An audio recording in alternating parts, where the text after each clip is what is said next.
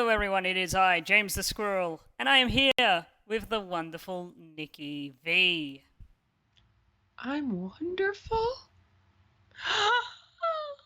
You're not Paul Orndorff wonderful, but you're wonderful. I'll take it. That dude was pretty wonderful. Yes, he was. And this is the Haymakers NXT Weekly Review show thing. Where we talk about the real A show. Yes, I will admit that this is probably the best thing. Yeah, What? because right now, Raw and SmackDown are at it's kind of arguable as to which one is better. Like, you could kind of go either way, but like NXT is just like every character in NXT that they're pushing right now is the best. Also, they all have set stories and motivations, and you know them. The problem is right now we're in a bit of a lull because of the mix-up. Yeah, like since they called up Ty and Nakamura. I still don't understand why they don't just call him, instead of the artist, the King of Strong Style. Because everything has to have a brand, and it has to be their brand. It's dumb. I think I nailed that. Anyway, speaking of great wrestlers, or in this case, soon to be great wrestlers, I may be returning to wrestling in the near future. But instead of refereeing, I may be wrestling. Hey. So I know a wrestler. So if that does happen, and I do start training, which is like in all likelihood it will happen. I'm just stating this so that way if it doesn't, I'm not like, yeah. Anyway, yeah. Unless basically if it's out of my control, I can't do anything. Now, here's the thing: when I do this, I'm going to be making I'm going to be making a vlog after every training session. You will hear the pain in my voice.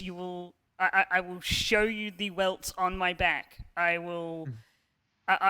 gonna show you the evolution of like my outfit and my gimmick. I tried to get him to wear a horse mask. He wouldn't do it. No, I won't. He's gonna be wearing a mask at some point, and he was like, "I need help with the design," and I was like, "Here you go."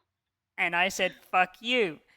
Anyway, I still maintain that if you were to wear a horse mask, you would be an internet legend. You know what? I will wear it once at a convention if we do a convention show, and the group has been known to do them. All right, I'll accept that. The thing is, I will not be wrestling at the next one, so it'll be in about a year plus. Okay, that's fine. Yay. I can wait. All right, so NXT this week. We started off with like them saying, "Hey, we're having a battle royal," and then we went straight into the squash matches. Yep. NXT kind of does those. First one up was Killian Dane versus Danny Burch. I feel sorry. Yeah, poor Danny. But the good news is he is full legit babyface now. Yep. Like the crowd is super behind him. He's revving up the crowd, having a good time. And then he walked in front. Then he walked into a man-sized wall, or a wall-sized man. I don't know which. Named Killian Dane, and he proceeded to headbutt that wall repeatedly until he fell over and then got pinned. Died. Pretty much. Like it was a pretty rough match. Like well, not rough in like bad, but like rough kayfabe. It was Danny Burch had a bad time. Like he was throwing some strikes and they weren't doing a whole lot. He ended up eating a fucking senton. Speaking of things that are rough, we will be talking about something very rough that happened in the main event. You know what I'm talking about. That spot sucked balls. So anyway, So the crowd was chanting, "Shave your back." It's got to happen at some point. Dang. But Birch got in a couple shots at the very end, and then Dane killed him with the All-Star Plantation, aka One Wing Angel, aka Electric Chair Slam. That isn't the One Wing Angel. Are you sure? Well, It's the One Wing Angel is slightly different. I think. I may be completely wrong because I haven't watched an Omega match since. Well, he hasn't had a one-on-one match since Wrestle Kingdom, which I think is an amazing move for them because now the now announced Okada versus Kenny Omega 2 for the title is like, okay, this is the first time both of them have pretty much been one-on-one, except for Okada because he's had to defend the belt. yeah, because Okada's got a match coming up against Bad Luck Fale for the title. That should be fun. And then at Dominion, it's Okada Omega 2. Whether it be for the belt or not. If Okada still has the belt, then he probably will. I'm next to certain that they aren't going to put the title on Bad Luck Fale. Bad Luck Fale is the big hunk of meat he has to go through before then. That's going to hurt him and such. Which could explain why Omega gets the belt at Dominion and has it for the G1 Climax and has it for when they go to America. Yeah. Holds it until Wrestle Kingdom and then loses it to Okada and then heads to WWE. Yeah. Don't get me wrong. Bad Luck Fale is pretty cool. Oh, yeah. From what I've seen, I do like him, but he ain't winning the title. Sorry. He is on the verge of winning that title, though. Like, at the moment, there's too many guys ahead of him. Mm-hmm. But yeah, so say if Okada and Omega both got injured, putting it on him as an interim, and then him losing it at some point before Wrestle Kingdom wouldn't be a bad idea. If that happened, but I doubt it will. Yeah, it would take Okada and Omega basically headbutting each other to death. Please don't talk about headbuttings and Okada. I just made myself sad. Okay, so by the way, weird thing about this Dane Birch match, only Dane and Young came out.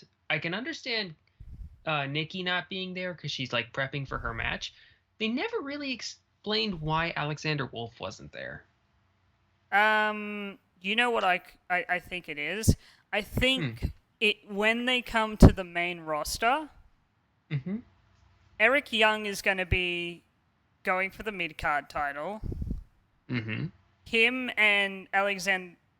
Actually, I don't think him and Alexander Wolf will be the ones going for the tag titles. I think Alexander Wolf and his returning brother...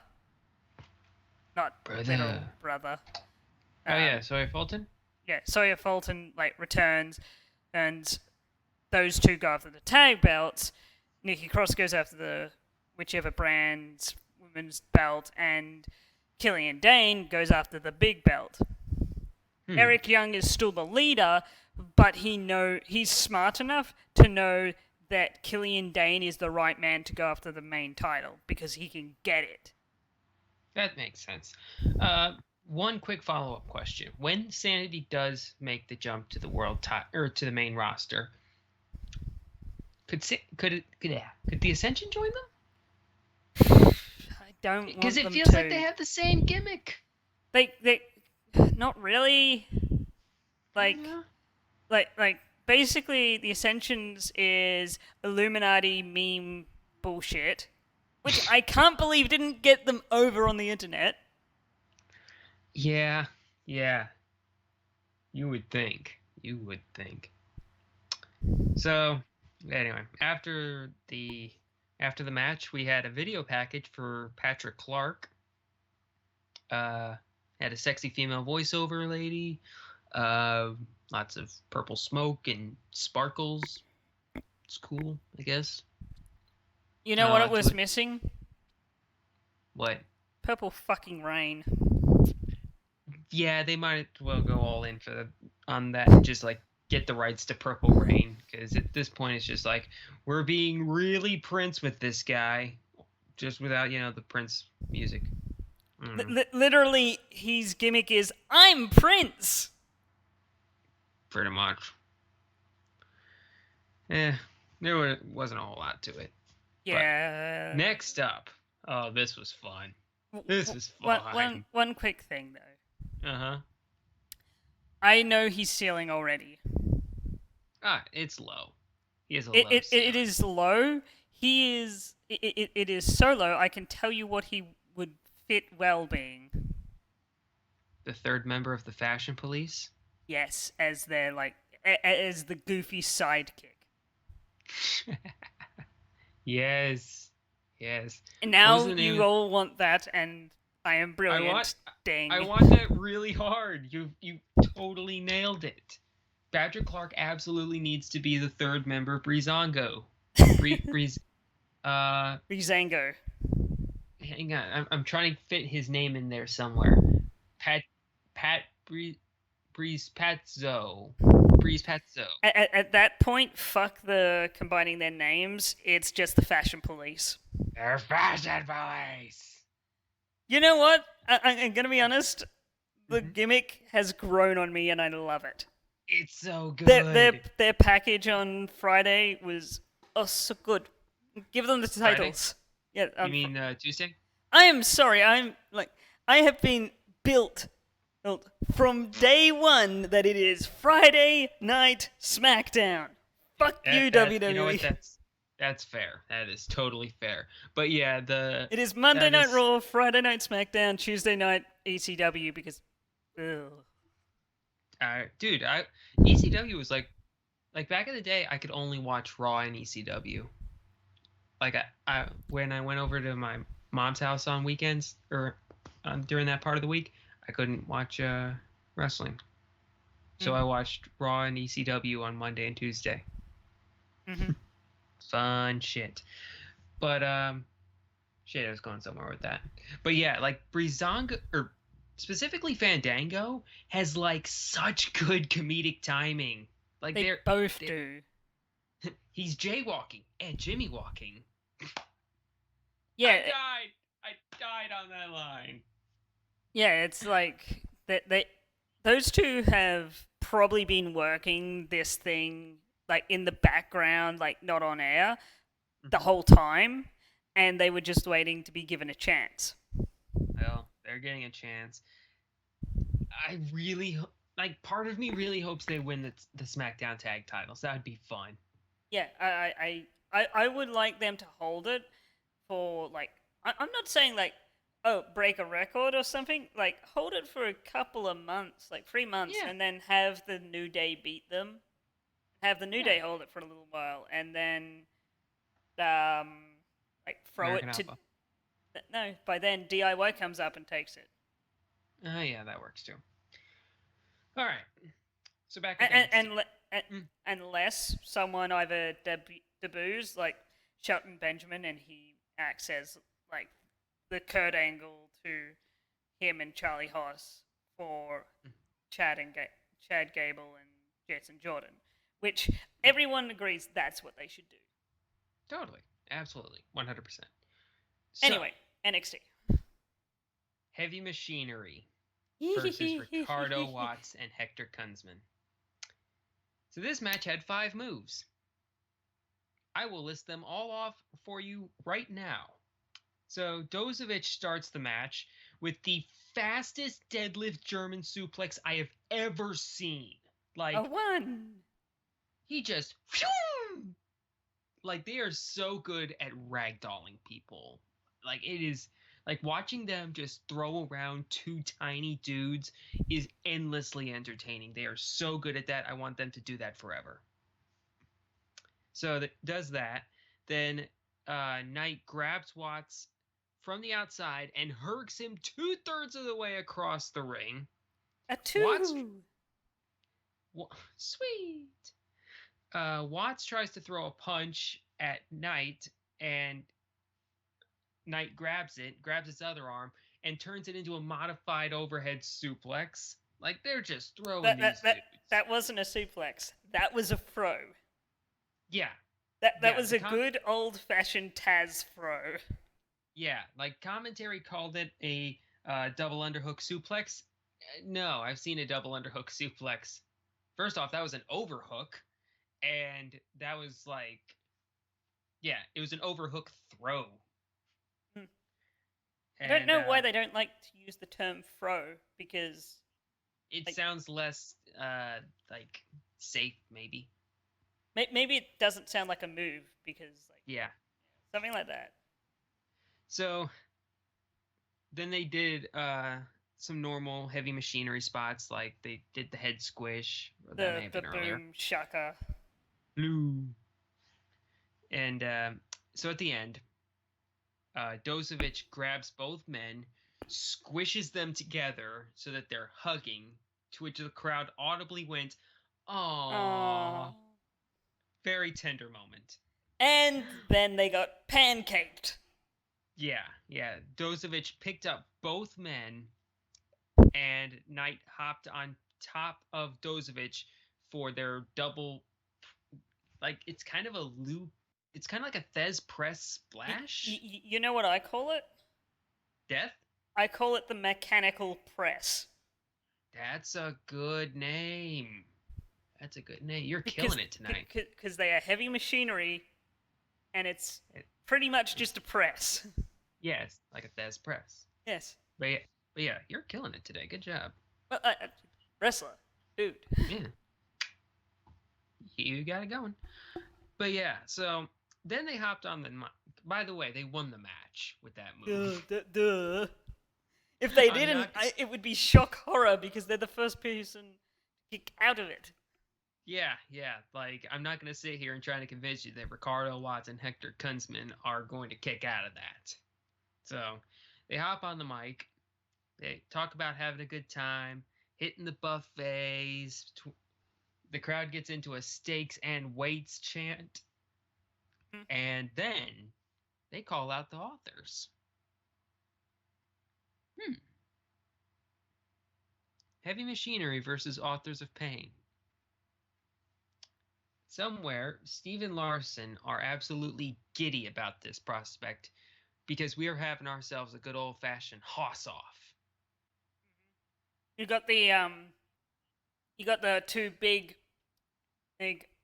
semi, like, little bit of fat on them, just enough to cover the definition horses in Heavy Machinery. And then you got the two horses who are just big, muscular men. Also, I would like to state, I would like to state something. Vince McMahon likes big, sweaty man. Vince McMahon likes big, sweaty man. Vince McMahon likes big, sweaty man. I hope that gets synced up, because if not, that's going to be bad. But yeah, Knight's kind of like in some type of good shape. Dosevich looks like he's. I'm not going to say he looks fat.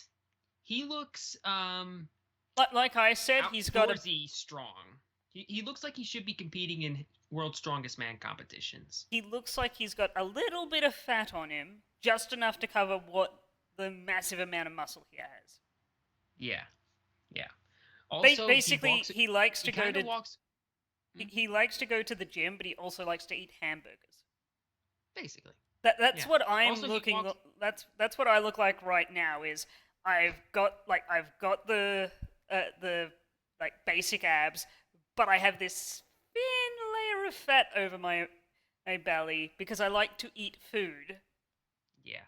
Also, he kind of walks around like he looks like he kind of crapped himself. Yeah. He's got this look on his face like, I really hope nobody looks at my pants and realizes a pood. He looks like he's waddling.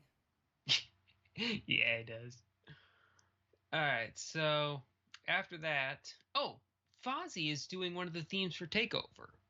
I wonder how that happened. Shock horror. Yeah, normally I don't bring up the songs for the TakeOver events because, like, there's only been one song. You know what? Here's a question. What? Why the hey? Yes, hey. Don't they just go, hey, Chris, want to do a show, like live show at NXT TakeOver Chicago?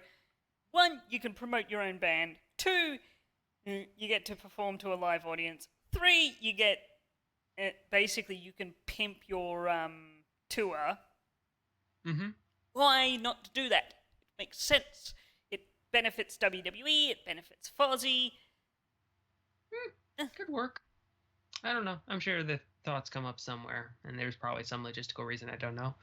Anyway, the name of the song that there is the theme for Takeover is Judas. I wonder if that was inspired by Kevin Owens, maybe. I wonder. But yeah, like I don't normally bring up like the Takeover songs because there's only been one that I've really, really, really liked, and that was one of the ones for Takeover London, which was Wicked Ways, I believe. no, it was Could Have Been Me by Oh. The Strokes. I thought that was a good song, but otherwise it's just been kind of like, they're fine. I don't care. But anyway, so after that we had I think close. Here we go. We had a DIY interview, and the interview lady asked them about the Heavy Machinery promo, and Ciampa was talking about them, saying that they were big and they like to rhyme and such. And I swear to God, Johnny Gargano almost gets into a freestyle rap talking about these guys. Yeah, that was like I was going. No, keep rapping, please. I like it. You know who didn't like it? Tommaso Ciampa. Ciampa was trying to stop it. He was giving like different words and such to try and trip him up. You know what I would have done for the last line? I would have gone, now I'm going to go eat some oranges and then stare at him. But yeah, like Ciampa had almost a permanent like looping eye roll going on while this was going on. He was just like, why did I get put into a tag team with the biggest fucking dork in the world?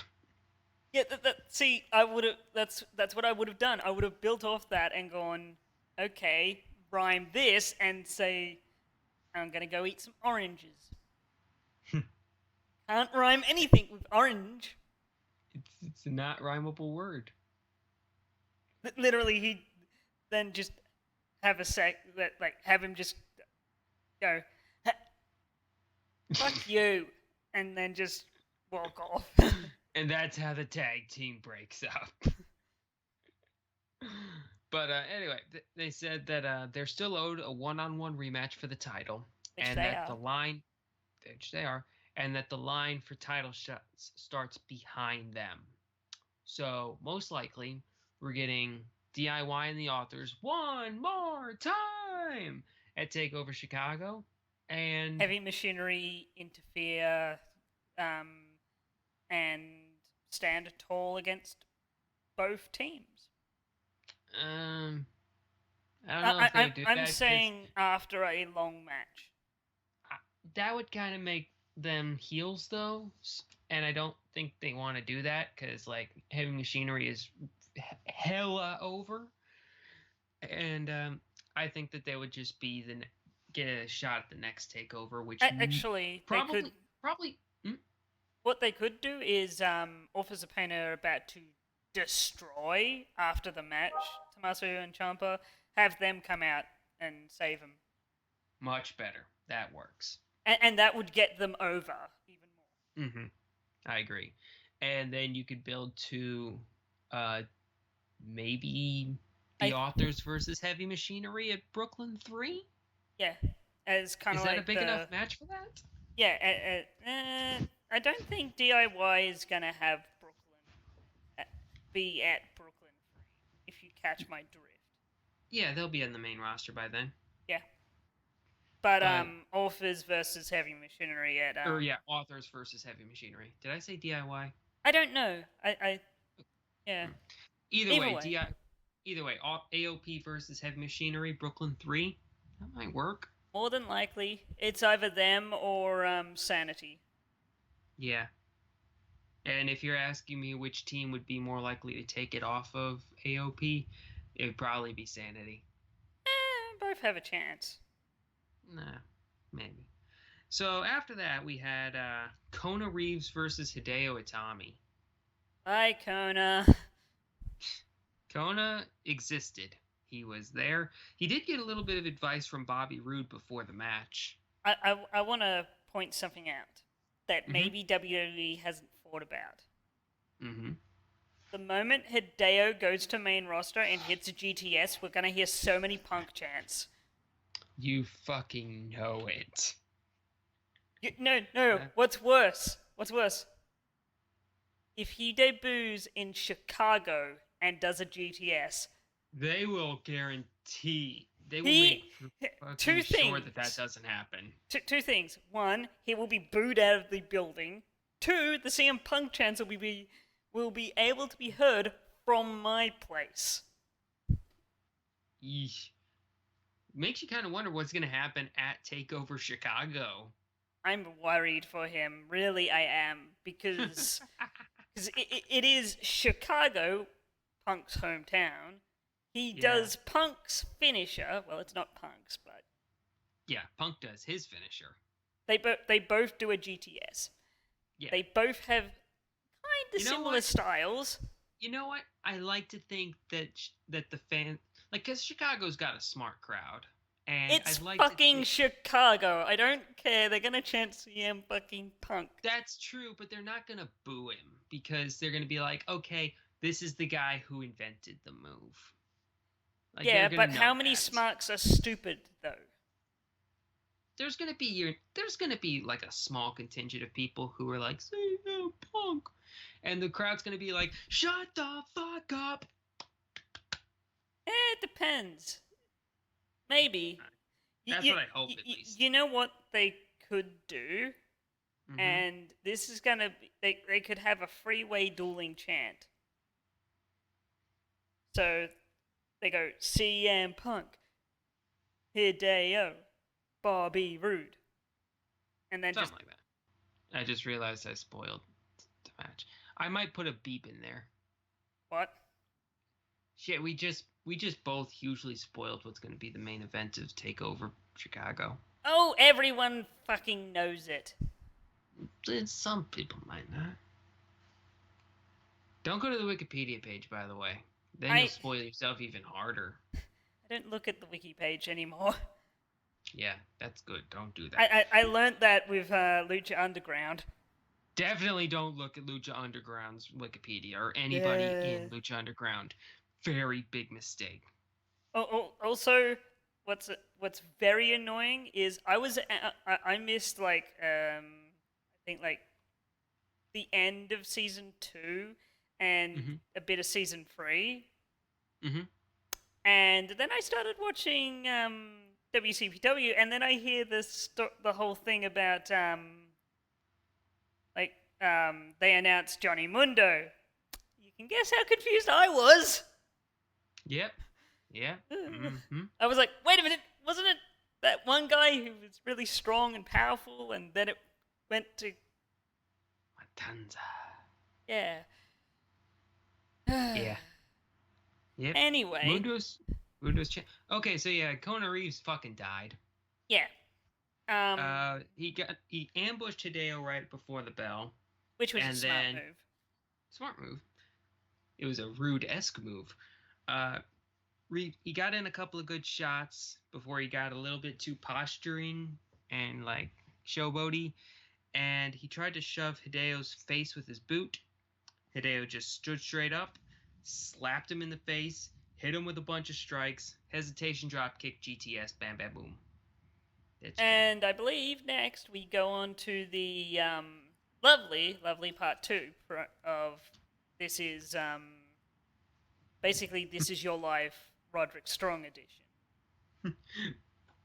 Real quick before we go into that, there was a Drew McIntyre video package, very brief, just showed some highlights from his first run and of his last 2 matches. Also, the birthday from the you remember the last line of the This Is Your Life? Yeah. The Rock's birthday's May the 2nd, you stupid son of a bitch. It's the 4th. It's almost like that was just a couple of days ago. But yeah, so we got part 2 of This Is Your Life with Roderick Strong. It started with Roderick putting together a crib with his fiance. Yeah, it's Who, basically hmm his fiance slash possibly wife by now. We don't know when that was recorded. I looked it up. I looked it up on Wikipedia. They are still just engaged. Okay, so Yeah, fiance. yeah, and her name is Marina Shafir, and she is an MMA fighter. Yep. I could see her coming, the WWE lapping her up, and Maybe. Oh, by even the if it is just for like a one-time thing, like Roderick Strong and her versus Carmella and James Ellsworth.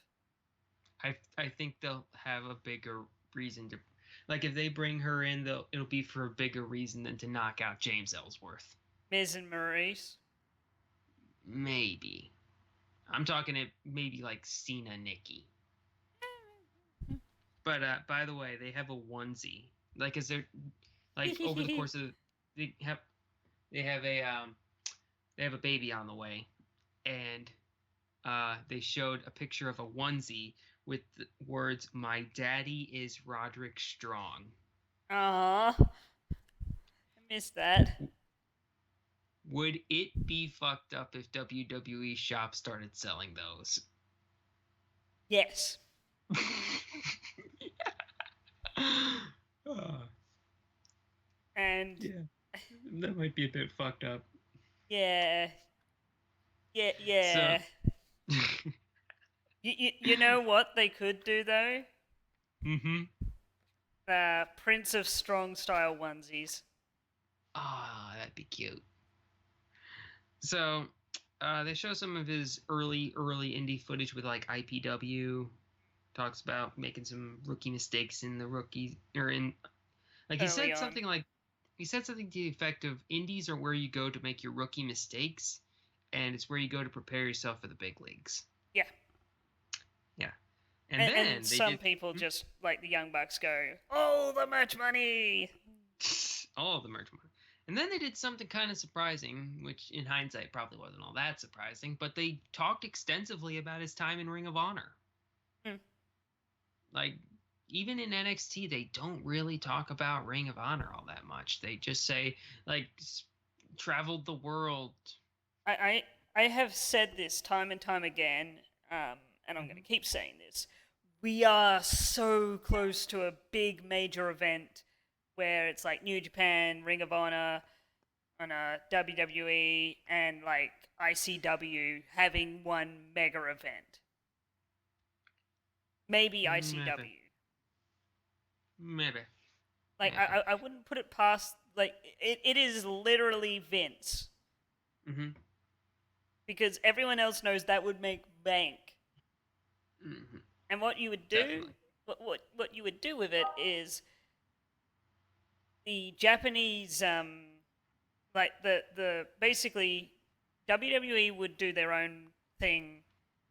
Like each day, everyone would like you can watch it on each one, but on the WWE one and the camera work and the commentators and such are WWE guys.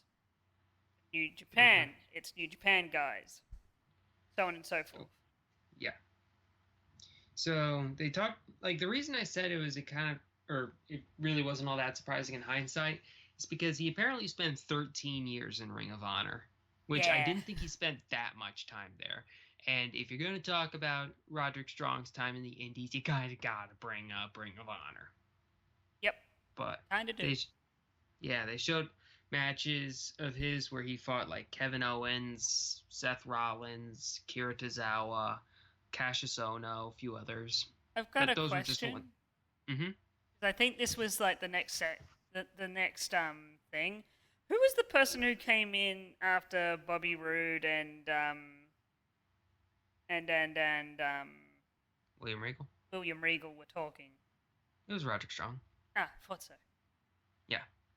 So, by the way, the segment or the bio segment ended with his kid arriving, and he says that he's not only doing this for himself, but his fiance and his child, which is cool.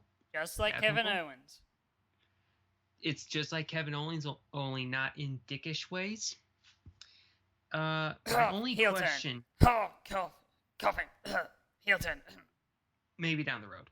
My only question is, did this give us any, like this whole thing in general, did it give us any new reason to cheer for Roderick Strong? Yeah.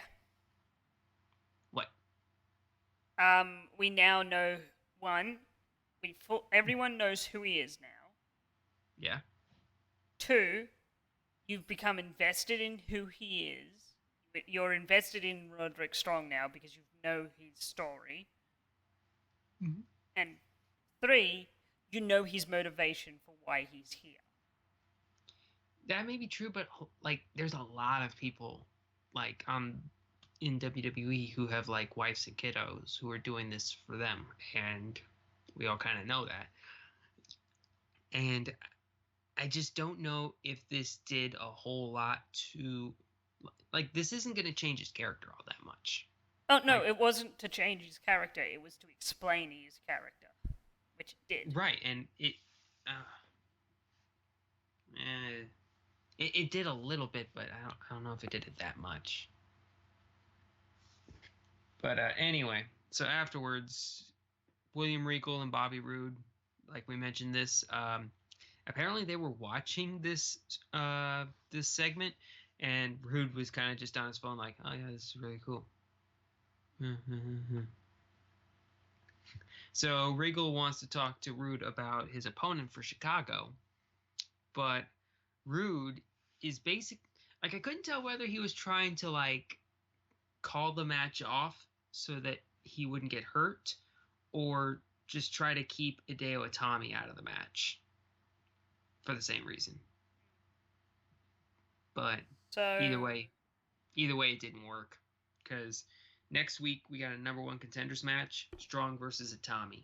And I believe Itami will get a shot, lose, and Roderick will face Bobby and win. That makes sense, but that still means there's a bunch of people. Like, that's the thing. There's so many people who just got to NXT who kind of need to be in the world title picture, like, now. Yeah, that's why I'm saying give it to Roddy, because we've got a lot of heels, not that many faces. Mm-hmm. Like, the other face who's kind of in that main event is Itami. Itami, and it's like, okay. I still maintain that Drew McIntyre is the biggest face on the roster right now. I still maintain the fact that we do not know his intentions other than he's back. Mm-hmm. Well, until he does something really heelish, then I'm calling him a face. I'm calling him a tweener for now.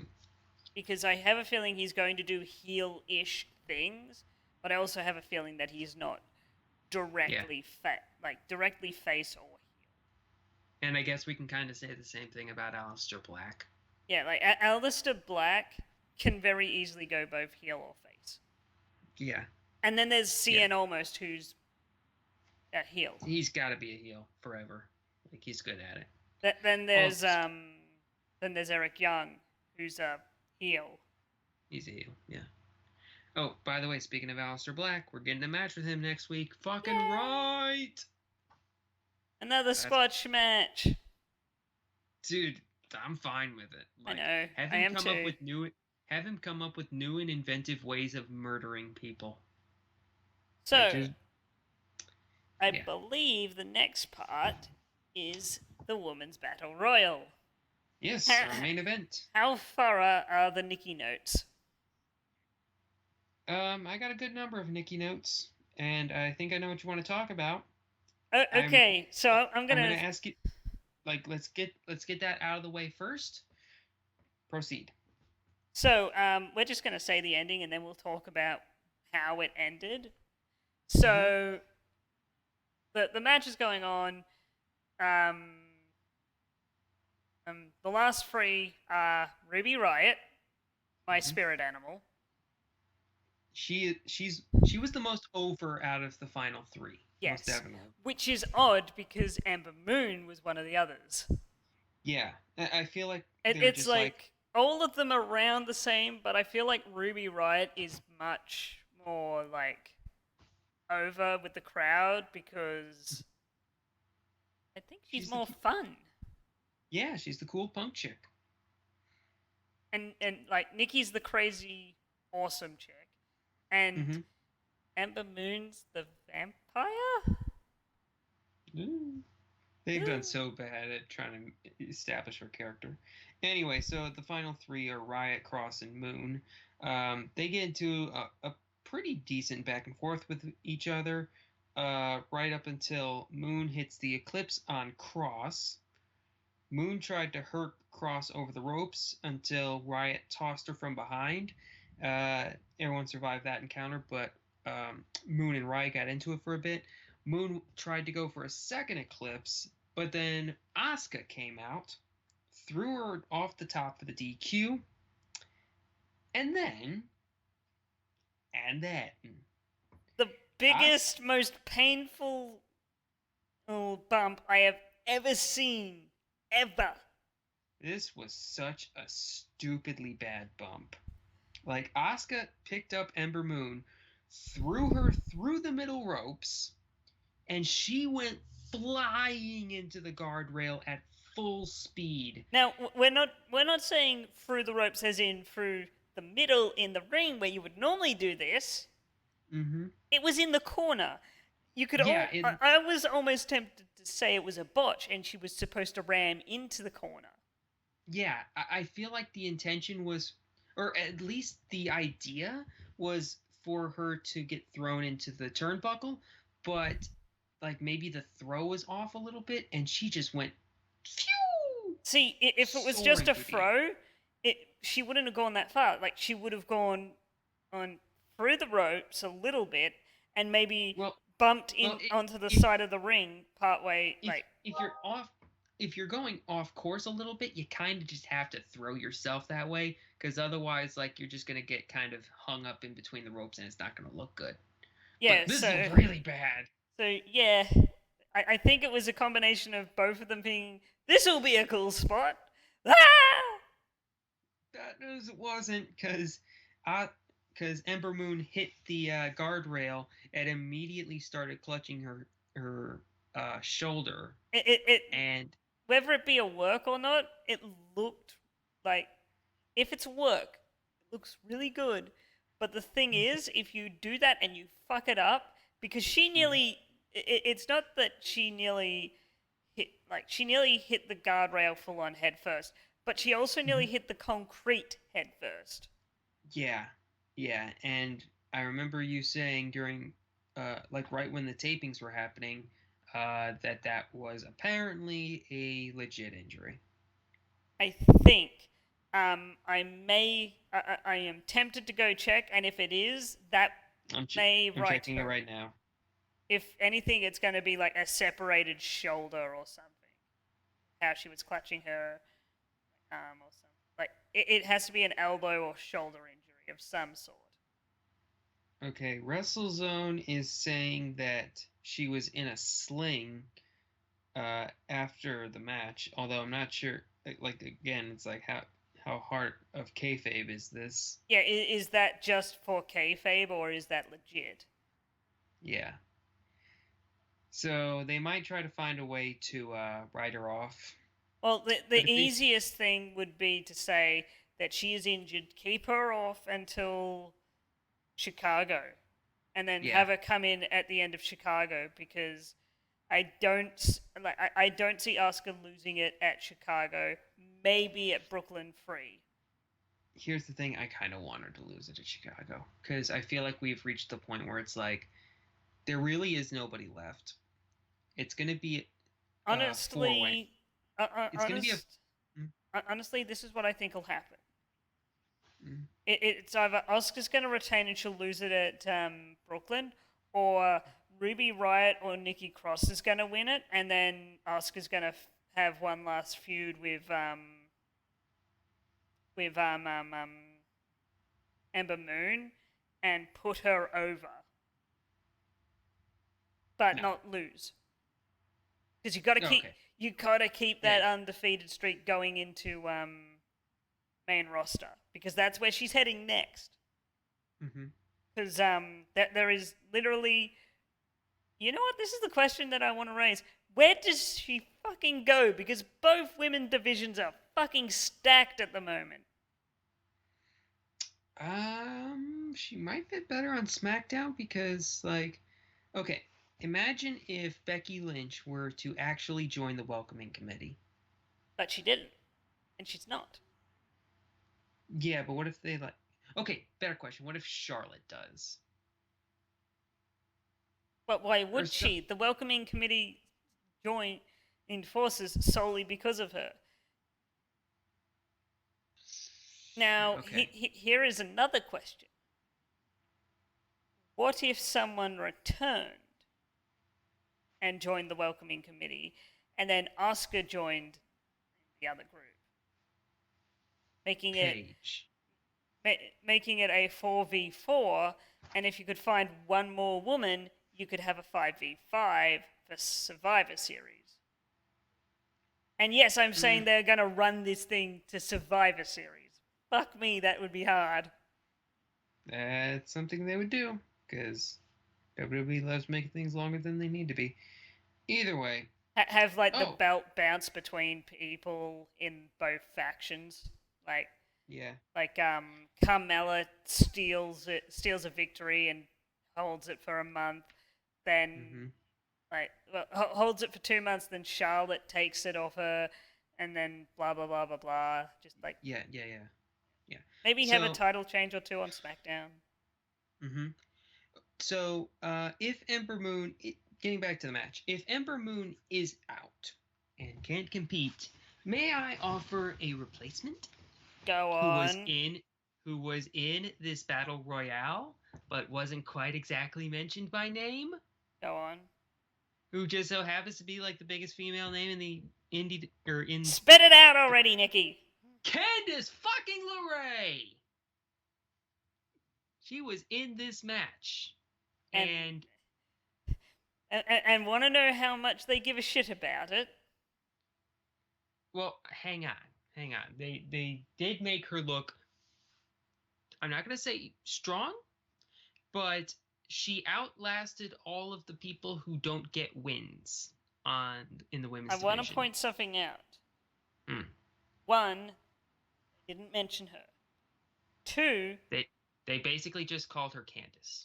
They didn't say her last name. Yeah, one, that's as much of a mention she got. She, I'm pretty sure, got a job as entrance. She did. And that means one of two things. Either they're incredibly stupid and they don't know who she is. Doubtful, but still possible. It's WWE. No, stop it. They know. I am not wrong. You know they've done that before. Her husband works for the company. They know. Really? Who? Gargano. Your point? It's Gargano. Okay. He's in NXT still. Okay. This is NXT. What's your point? My point is, like, everything comes from Triple H. Triple H probably knows who she is, but he doesn't know who she is. There's knowing someone, and then it's knowing who they are and what they mean. It's their job to know who all of the up-and-coming indie people are. They know who fucking Candice LeRae is. Let's stop acting like WWE is run by a bunch of idiots. But it is!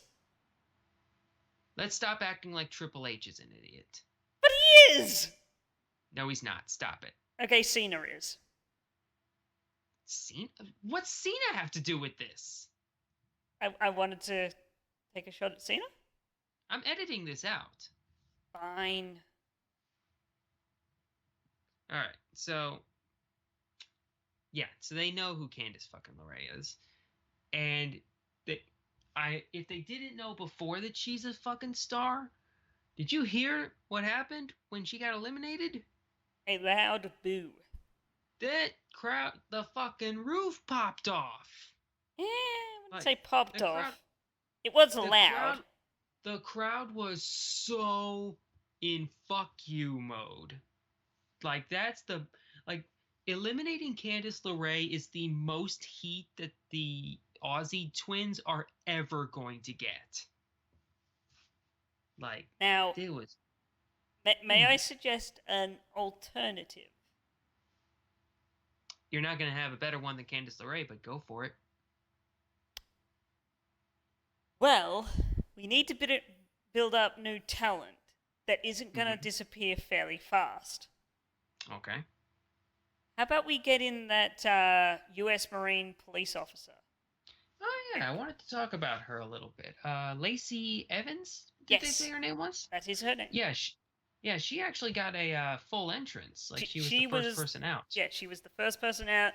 They gave a full description of who she is. Mm-hmm. Good She way. looks like a lady from the. She looks like a lady from the 1920s. I know. So it's like, why don't you put her in, build her up, give her a few good spots? She's not gonna win, but we know Yeah. that already. What if she did? Fuck me. That'd be fucking something. The The person who takes the title off of Asuka is fucking Lacey Evans. It is Lacey Evans who debuted like the week of the Battle Royal. You Well, know what they apparently probably she had another name like before she like she's been on NXT television before, but like she's apparently was just wrestling under a different name, which I will look up right now. Talk to the humans. I was already looking her up. Ah, well, balls. Wait, I found it. Marcy Estrella? Oh yeah, Estrella. Yes, from South Carolina. Yeah, they've mentioned her. I think she at least lost a match on NXT television once. So, by the way, she was like when they did the stinger, I guess it would be like when they were showing coming up next the women's battle royale. Yeah. Like her face was in there. So they obviously have some plans to push her like a little bit. Yeah, like that's why I would suggest her, because that way they can have like they give what was it again? Candice LeRae. Yeah. Yeah, give her the whole, give her the basic gimmick for now of the indie darling who has a chip on her shoulder because she's not getting the recognition she deserves. Blah blah blah blah blah. Roddy's gimmick. Yeah, similar to Roddy's gimmick. Mm-hmm. And it doesn't hurt her. It makes her look like, hey, I came here and no one talked about it. And by no one, I mean no one in the WWE. Yeah, I was about to say it'd have to be like no one on commentary or like that because crowd fucking gave it to her. Crowd fucking loves Candice LeRae. Yeah, she's being a heel to the company, but she would be face for the fans. That'd be kind of an interesting dynamic. Yeah, she's I am sick of people in the back, not the wrestlers, the people, thinking I'm not good enough to be here. Blah blah blah blah. I'm not good enough to get vignettes, title shots, what have you. Mm-hmm. Like bring up the fact that I'm a bigger name than Ember Moon ever will be right now. Blah blah blah blah blah. Talk about that kind of stuff. Yeah, like what you're suggesting would probably make like she wouldn't really like she'd be a heel in the same way that CM Punk post Pipe Bomb was heel. Yeah, he was a heel to the Authority. By the loosest definition of the word. Yeah, But yeah. everyone in the crowd saw him as it's the Austin effect, where Mm-hmm. they're doing bad things, but we're cheering him. Yeah. Yeah. And then there's the But not the Randy Orton. Then there's the Roman Reigns effect, where he's doing decent work, but we all hate him because of what he yeah. symbolizes. Yeah. Yeah. Yeah. And that's Let's what talk you about don't something want. else. Let's talk about something else. Uh, Let's. Yeah. match But was so actually anyway, fairly decent for a battle royal. yeah, it was a good battle royale. It was a little slow at the start, but it was all right. Little Like, awkward too. yeah, bit awkward. But either way, after Asuka left and the dust kind of settled, they were showing shots of the three ladies left in the ring. Ember was still kind of holding her shoulder. Ruby looked fucking glass-eyed, and Which is good selling. good selling. And Nicky was just on the ground muttering, Asuka, Asuka, Asuka, Asuka, Asuka. And then she kind of pointed and laughed at Ember, just like, ah. And then, lovely Like, general manager William Regal mm, came out, like a house of fucking fire. Just, he looked pissed. and then he announced a fatal four-way. Mm-hmm. Go figure. Yep. Did you see the video on YouTube where he told Asuka that? No, I haven't. Uh, I will go watch that later, but I'm pretty sure it's going to be amazing. The thing I loved Regal was pissed. the thing I loved, which Mm-hmm. was amazing, is how they ended the episode, which is literally Nikki Cross laughing her ass off. Yeah, because she's getting the title shot. It's like, I got my butt, but I win. Yeah, it's like that was the perfect way to end the episode. Like they probably recorded that and went, "Oh, we have to end it there because that's perfect." Yeah, it's so good. Because it encapsulates what her gimmick is perfectly. Yeah, pretty much. Like she takes a beating and laughs at it. But yeah, Which like I like. Regal was just like, "What the bloody hell was that all about? You have crossed the line, lady." She, she was just like going off. She has crossed the line into TNA territory. Shut up. Shut up. But I would like to state if anyone other than Oscar is leaving Chicago champion, I want it to be Nikki Cross, especially after this episode. True. Yes. I wouldn't mind if they put it on Ruby. Like I know that she's still kind of like she just got here. Yeah, but we all know that the path is going to be Ruby versus Nikki Cross, whether it be for the title or not. Mm-hmm. Here's what I'm getting at though. I want at some point for all of Sanity to pick up the titles, and if that happens, it kind of has to happen all around roughly the same time.